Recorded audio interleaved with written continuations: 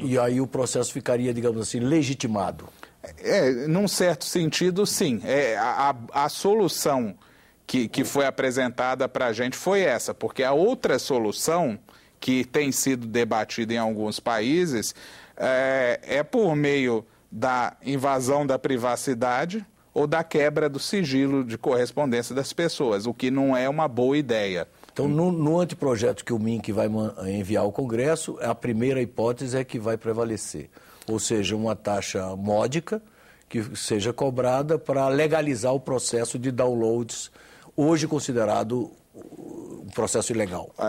Isso está em análise, a gente tende para isso. A gente vai debater dentro do governo, né? Porque é um projeto do governo, não é só o Ministério da Cultura que trabalha essa questão. Perfeito. E, de acordo com o entendimento do governo, é possível que a gente apresente isso. E um outro aspecto bastante complicado e polêmico, cópias xerográficas. Os estudantes brasileiros são useiros e vezeiros em pegar a apostila, tirar do livro a cópia. Como se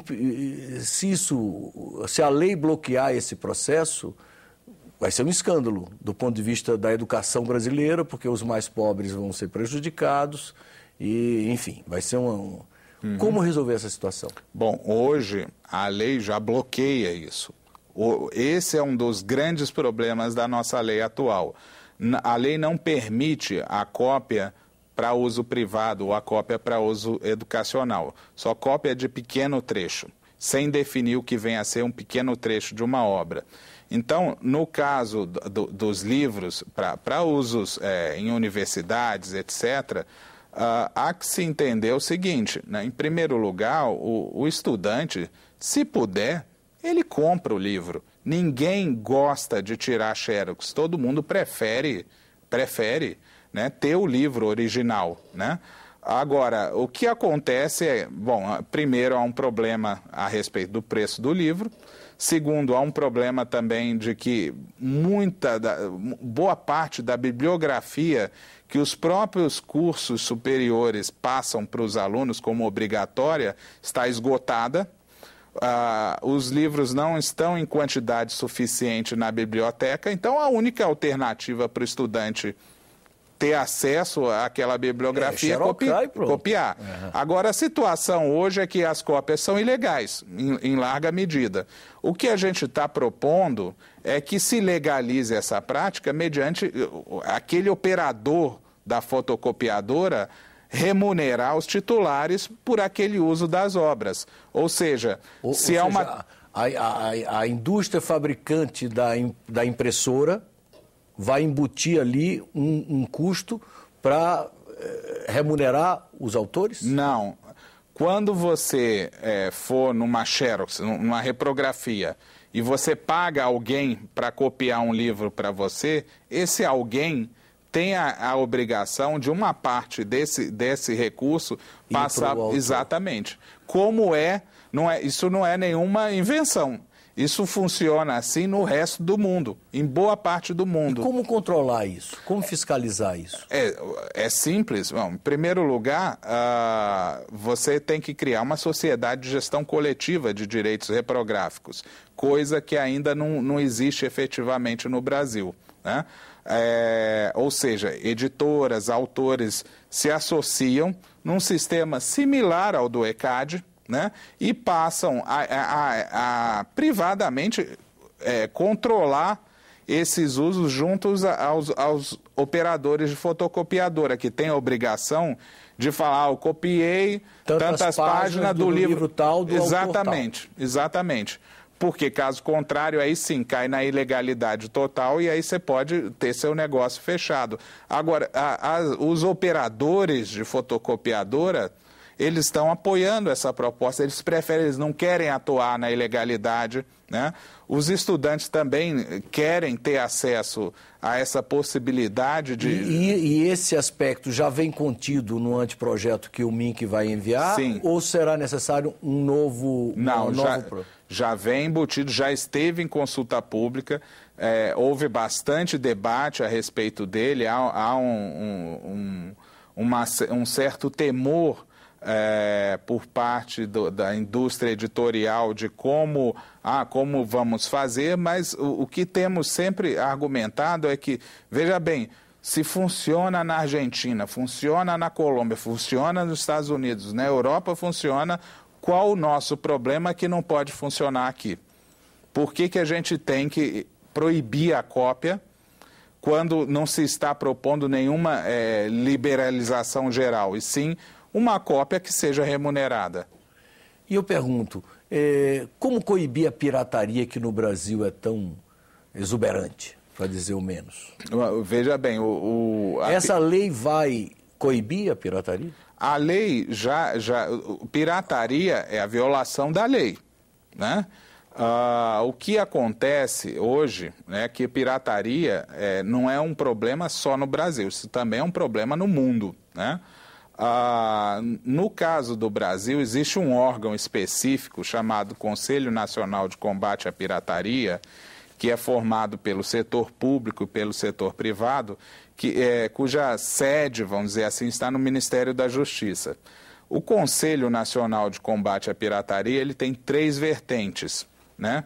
Ele tem uma vertente repressiva, e nesse caso os índices de apreensão têm aumentado ano a ano, mostrando que o Estado está sim lutando contra a pirataria.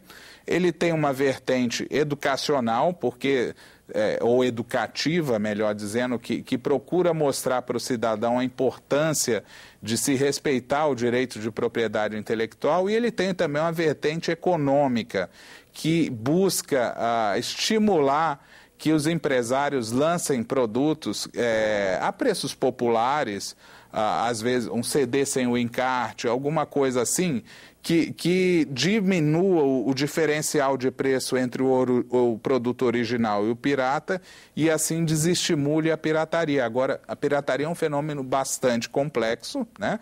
Ela tem várias causas, a principal é esse diferencial de preço. E há ainda, na parte repressiva avançou bastante, mas ainda há carência de avançar nessas outras 2 vertentes. Agora, não é um problema exclusivo do Brasil. Quem conhece outros países vê que, por exemplo, no caso do ambiente digital, que também se fala que é pirataria, por exemplo, peer-to-peer, nós não estamos no primeiro... No top 10, vamos dizer assim, né? Países desenvolvidos enfrentam problemas muito maiores do que os nossos no ambiente digital. E você disse que ainda nessa sessão legislativa, ainda este ano, o MINC pretende encaminhar ao Congresso a nova proposta de lei? Exatamente. Na forma de uma MP, de uma medida provisória, ou na forma de um projeto de lei? De um projeto de lei.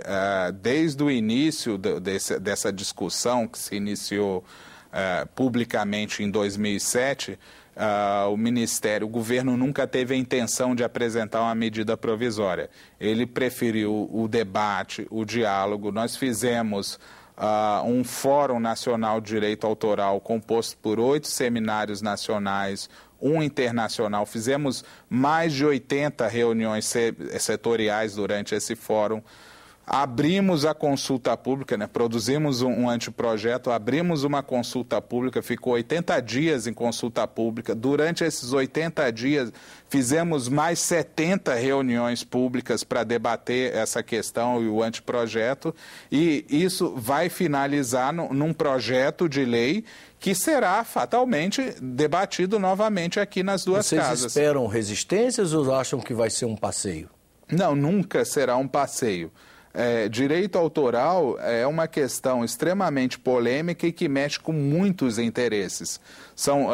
Enfim, você tem autores de todas as linguagens artísticas com cadeias econômicas distintas, você tem investidores das mais variadas ordens aí, que são titulares de direitos autorais, né? Você tem o público consumidor, isso foi um grande um aspecto bastante interessante desse debate, que o consumidor apareceu para sugerir, para criticar, exatamente, pra reclamar. Exatamente. E tem os usuários que pagam pelo uso de obras protegidas. Enfim, são interesses que muitas vezes são divergentes, vai ter bastante debate, mas com o debate prévio que fizemos, nós achamos que a coisa já vai chegar aqui bastante amadurecida. Muito obrigado pela entrevista. Vocês acabam de assistir uma entrevista com o Dr. Marcos Alves de Souza, diretor de Direitos Intelectuais do MINC. E o assunto da nossa conversa foi justamente o direito autoral. Os telespectadores que quiserem encaminhar sugestões, comentários ou críticas podem fazê-lo acessando o nosso portal www.senado.gov.br/TV. Até um próximo Cidadania.